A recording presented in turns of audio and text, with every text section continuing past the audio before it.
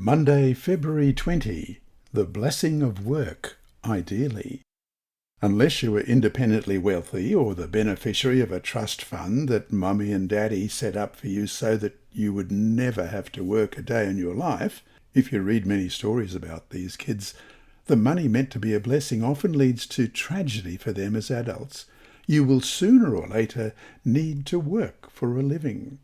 The ideal, of course, is to find something that you are passionate about that can provide you with a good income, get trained in it, find a job doing it, and work at it for your working years. That's the ideal, of course. It doesn't always turn out that way. Read Genesis chapter 2, verse 15, and also see Ecclesiastes 9:10 and 2 Thessalonians 3, 8-10. What is the significance of the fact that even before the entrance of sin, Adam, and certainly Eve too, was given work?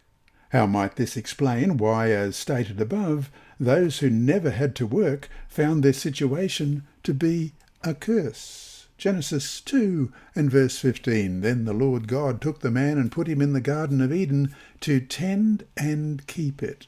And Ecclesiastes 9 verse 10, Whatever your hands find to do, do it with your might, for there is no work or device or knowledge or wisdom in the grave where you are going.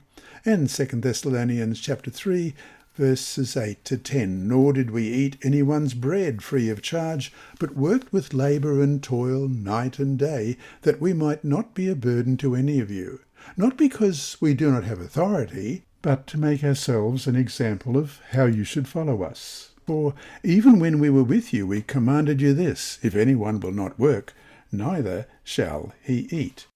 This work was not a punishment, obviously.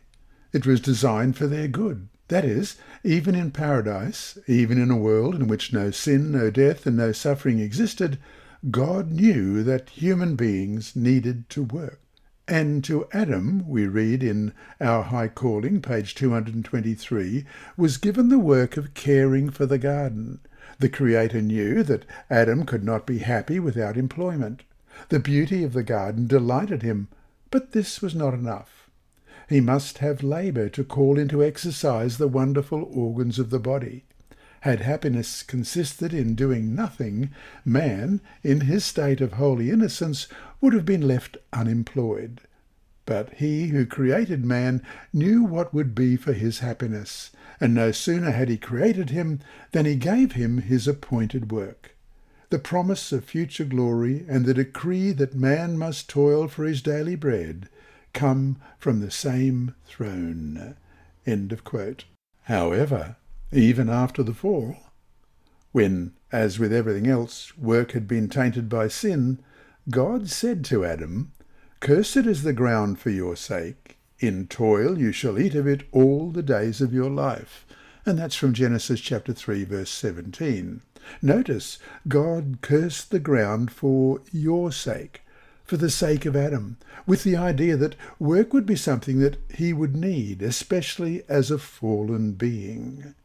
And so to finish the day, what is it about work that ideally should make it something that can be a blessing to us? This lesson was read by Dr. Percy Harrold for Christian Services for the Blind.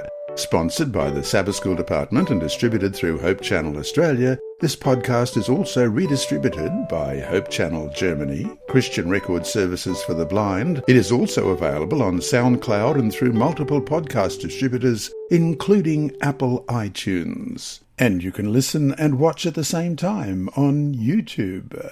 Remember, God is always faithful. And here is a disclaimer. Contents of these lessons are not intended to be financial advice, but is general commentary based on biblical principles. The reader is encouraged to seek competent professional advice which will suit their particular personal situation.